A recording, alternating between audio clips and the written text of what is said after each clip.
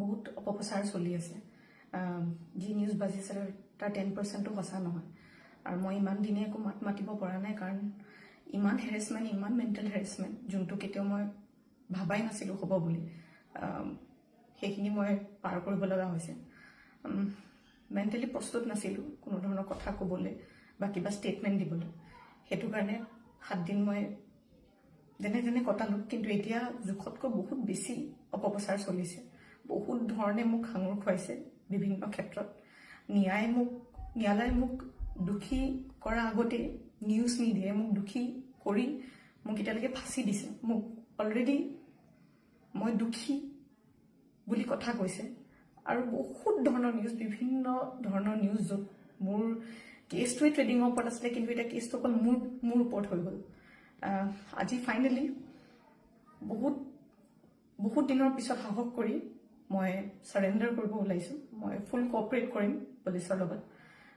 ইমান দিনে কৰিব পৰা নাছিলোঁ। মই পলাই ক'তো থকা নাই, মই লুকাই আছিলোঁ অকণমান। মই পৰা নাছিলোঁ সহ্য কৰিবলৈ। ইমান সহজ নহয় নিউজ এটা শুনি থকা বা নিউজ এটা কৰি থাকিলে। যি মন যায় তাকে কৈ আছে, কোনো ধৰণৰ তথ্য নোহোৱাকৈ কথা কৈ আছে।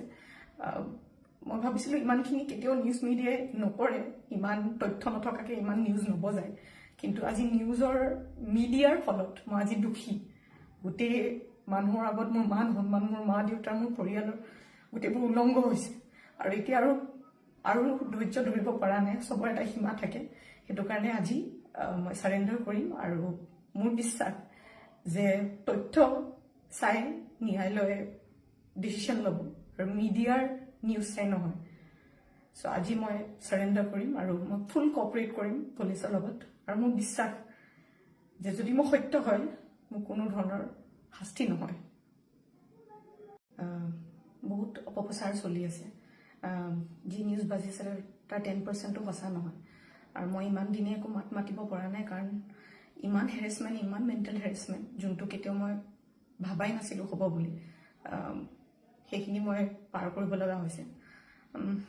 মেণ্টেলি প্ৰস্তুত নাছিলোঁ কোনো ধৰণৰ কথা ক'বলৈ বা কিবা ষ্টেটমেণ্ট দিবলৈ। সেইটো কাৰণে 7 দিন মই যেনে তেনে কটালোঁ। কিন্তু এতিয়া জোখতকৈ বহুত বেছি অপপ্ৰচাৰ চলিছে।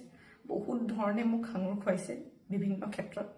ন্যায়ালয়ে মোক দোষী কৰাৰ আগতে নিউজ মিডিয়াই মোক দোষী কৰি মোক এতিয়ালৈকে ফাঁচি দিছে। মোক অলৰেডি মই দোষী বুলি কথা কৈছে।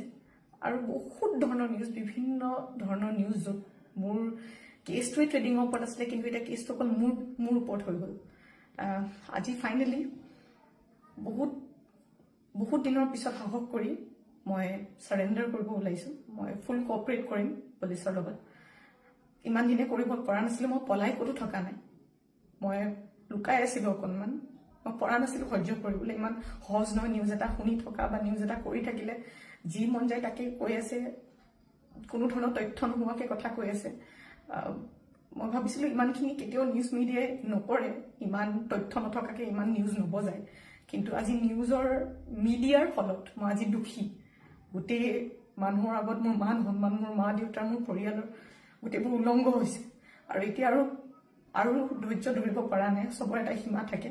সেইটো কাৰণে আজি মই চাৰেণ্ডাৰ কৰিম। আৰু মোৰ বিশ্বাস যে তথ্য চাই ন্যায়ালয়ে ডিচিশ্যন ল'ব, আৰু মিডিয়াৰ নিউজ চাই নহয়। চ' আজি মই চাৰেণ্ডাৰ কৰিম আৰু মই ফুল কোঅপাৰেট কৰিম পুলিচৰ লগত। আৰু মোৰ বিশ্বাস যে যদি মই সত্য হয়, মোৰ কোনো ধৰণৰ শাস্তি নহয়।